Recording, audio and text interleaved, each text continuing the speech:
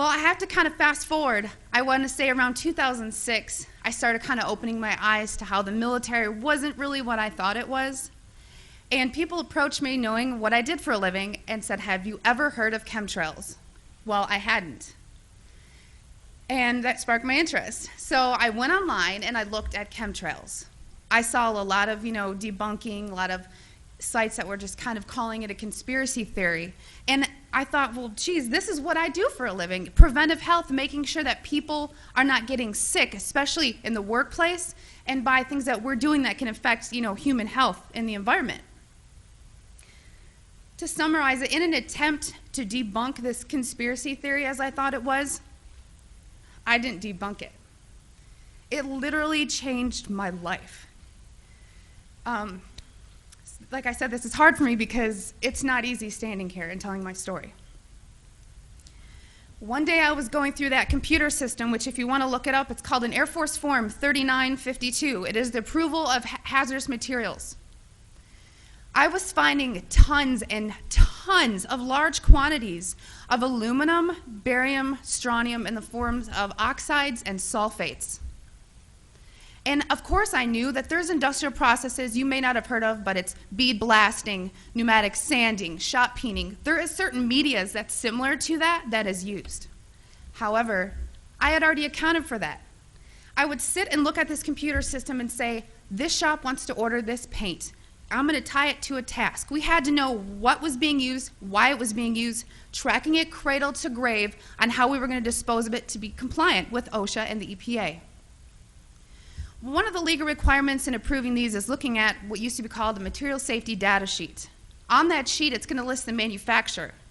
It's going to list some maybe required personal protective equipment that needs to be used or some ways to mitigate the exposures. These electronic MSDSs did not have a manufacturer name. They were very vague. They almost looked to me like somebody had made it and scanned it into the system. So I asked the question, what is this being used for? I never got an answer, so I didn't approve it. And it sat there. And then the heat came down. Why aren't you? Are you behind on your 3952s? Only a select few of us did that. So I started asking questions. And at that point, my demonization began. I made my rank. I was decorated. I was a non-commissioned officer of the quarter.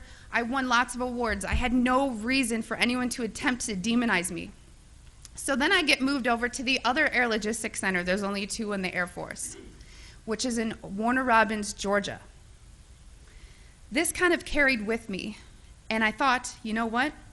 Should I revisit this? Is it worth it? Did I hit something? Maybe it's need to know. I started finding the same things at Robins Air Force Base. I was now doing some more investigation work. Part of what I did was to use a high volume air sampler to air sample up to, I'd say, a football field in about 10 minutes. I also conducted soil sampling because I thought, if this is real and they are spraying this, it's going to get to the ground. So I conducted air sampling, I conducted soil sampling, and I was getting high levels of these contaminants. When I started asking the question again under a new commander,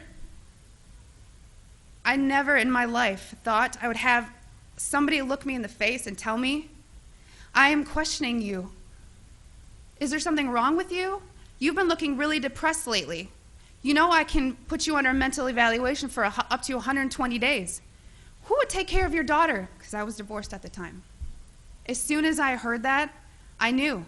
It validated everything I ever thought.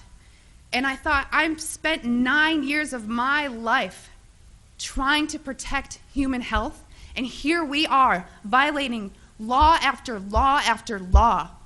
Just sitting here, instead of protecting the people, we are poisoning the people. And I've never got up so much courage from that fear of being thrown in a cage, because when you're in the military, folks, you're a number. You are a number, and every aspect of your life is controlled. I was so lucky that my enlistment was coming up and I was supposed to re-enlist. I ran and did not look back, and I have been blowing the whistle and shouting ever since. And I left October 27th, 2010.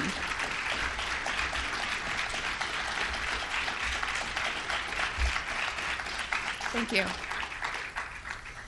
It didn't just end there, though. You got to remember, there's a whole career field of people that work in bioenvironmental engineering. A lot of those people were told, do not talk to me. Do not talk to her. Do not email her. They were given no contact orders. Because my biggest thing was, if I'm just so, dishonest, don't you think somebody would come out and say, she was never in the military or something negative to discredit me? They've ignored me, but they've tried to silence me. Every time I fly, I am pulled into a secret room. I literally am tagged in the system for the TSA. It is difficult. As an industrial hygienist, I do very well for myself, but it has been so difficult after leaving the federal government to maintain employment. Nowadays, everyone runs background checks on you, and the first thing they look at is, wow, here's a whistleblower. And you ask yourself, if this is true and we are spraying the people, where are the pilots? Where are the people? I don't know if you pay attention, but look at Snowden. Look at Manning.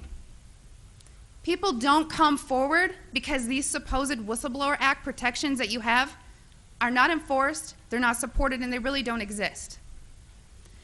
Well, what I want you to take from this is to understand that I am being completely honest with you, and that geoengineering is occurring, it's been occurring, it is not new, and your tax dollars are funding this. I 100% know that the U.S. Air Force was involved, and I think back to all these things that I never had noticed. If you don't know what to look for, you can't look for something. And once I realized a process they were trying to hide, people have come out of the woodworks, from EPA compliance officers to ex-people that I worked with in my career field, who I cannot state for obvious reasons. I've had pilots come forward. I've had people come forward that actually load the canisters on the planes. These people don't come forward because they are afraid that they're going to end up like Snowden. And I continue to speak to let people know I've been screaming about this for 3 years and I'm still here. And why are you so afraid? Because many of these people are on active duty. And if you are willing to die for your country, supporting, the Constitution and defending us from enemies foreign and domestic, you are willing to die for your country, but now you're scared. You are scared and cowardly to talk about this.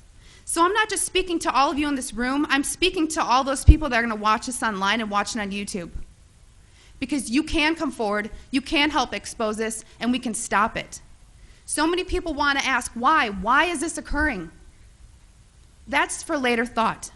From weather modification to weather weaponry, there's numerous reasons under Agenda 21 and tons of theories.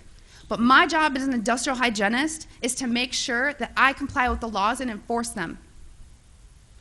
So it is unethical every day for all the other people that are out there that work in preventive health, or even physicians that aren't speaking about this.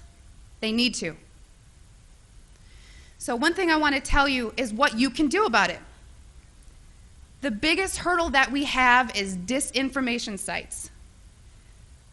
I never say them, but I'm going to today, so that you know if anyone ever gives these to you as a reference to debunk you, it's Metabunk and Contrail Science. Those are two websites that are ran by a government shill named Mick West. And he is a computer gaming programmer who tries to tell you about persistent contrails. So somebody who isn't even credentialed in chemistry or physics or ecology, none of that, is trying to tell you that you're crazy. Okay? So also on social media, don't just hit the share button. There are links. You have to understand that I have met people who used to be purposeful disinformation trolls, as we call them. These people are paid to pretend that they're you, to get you on board to believe a website or an article, just so that you look so vulnerable. And then later it will be deemed non-credible, and then you look non-credible. So please vet, research. And if you have something to write with, I want you to take down my email. It is Kristen, Kristen, Meghan, MEGHAN, @gmail.com. And by emailing me, I can give you some information for what I'm about to tell you. If you still don't believe it, or you still want to convince people, there's something you can do. You can take a glass jar. It needs to be a glass jar, so there's no BPAs. Take a rain sample and take a snow sample. I tried to discourage the soil sampling because everyone's background of where you live is different. Because a lot of the materials that are used in geoengineering are natural occurring in Earth, just not in the industrialized form that they're used. So if you take these rain samples and you take the snow samples, email me, because I cannot publicly tell you where to send them, because we've actually been blackballed by labs who refuse to run our samples. And a problem that is occurring is people are sending in rain samples to labs that don't realize how low the limit of detection needs to be, because these are nanoparticulates. They're very small. So if you email me, I can tell you where to send in your samples, and it's only around $50. That may be tough on some people, but it's way cheaper than maybe what you assumed. So I just want everyone to know and understand that of all things, of all the freedoms that we are losing, geoengineering is the #1 issue that we are facing, because you can have guns and money and you can have everything. If you don't have food and water and you are dying of respiratory or neurological illnesses, what does it matter? So you've heard about vaccines, and you'll hear, about smart meters, and you'll hear about other issues like fracking. These are all systemic effects. We are getting overexposed to toxins. People will tell you fluoride's in the water, but it's not a lot. It is a lot, because you're getting it everywhere in your food, water that you drink. Everything is washed with that water. And you're getting your vaccines. All this, it's a coupled systemic effect, and our bodies cannot metabolize these toxins.